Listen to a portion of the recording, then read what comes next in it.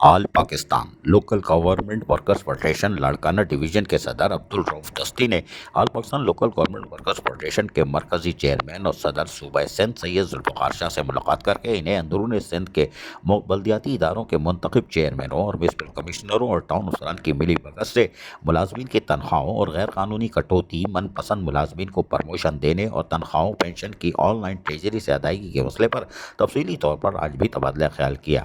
سید ذوالفقار شاہ نے انہیں یقین دلایا کہ اس سلسلے میں شکایت کا جائزہ لیتے ہوئے چیف سیکرٹری سندھ اور additional chief secretary local government کو تحریری طور پر آگاہ کر کے ایسے اداروں کی اوزٹی گرانٹ کو بند کرایا جائے گا جس میں ملازمین کی تنخواہوں سے کٹوتی کی جا رہی ہے۔ انہوں نے گزشتہ برس کے تنخواہوں میں اضافے کی ادائیگی بھی نہیں کی جا رہی ہے، جو افسوسناک امر ہے۔ حالانکہ اوزٹی میں 50% اضافہ کیا گیا ہے، اس کے باوجود ملازمین کو اس اضافی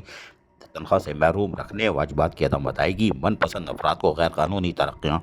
سے اب بھی آگاہی دی جائے گی۔ انہوں نے کہا کہ ان کے خلاف قانونی کارروائی بھی کی جائے گی۔ انہوں نے کہا کہ کراچی ڈویژن میں آن لائن تنخواہوں کی ادائیگی کے لیے ریکارڈ کو سیپ ایپلیکیشن پر منتقل کیا جا رہا ہے اور جلدی صوبے کے تمام ڈویژن کے بلدیاتی اداروں کا ریکارڈ بھی اس طرح آن لائن کرنے کا سلسلہ شروع کر دیا جائے گا۔ All Pakistan local government workers federation Pakistan بھر کے بلدیاتی ملازمین ملک کی واحد رجسٹرڈ فیڈریشن ہے جو بلدیاتی ملازمین کے حقوق و مراد کا تحفظ کرتی چلی آ رہی ہے اور کرتی رہے گی۔